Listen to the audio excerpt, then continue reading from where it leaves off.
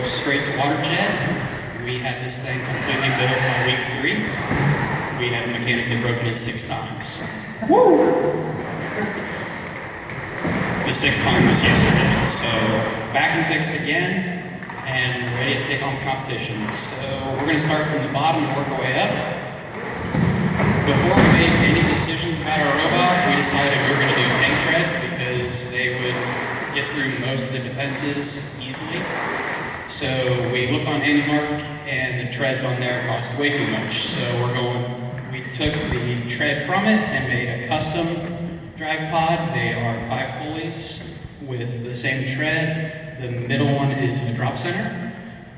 It is a 12 to 56 ratio.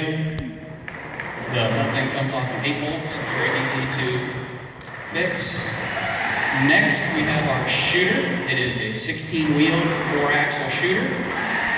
The shooter is powered by 4 775 motors with an cumulative 1.8 horsepower. More than an electric lawnmower. Let's go. So, when we did the math for it, we figured the ball would shoot at 100%, shoot 88 miles an hour. It goes back in time.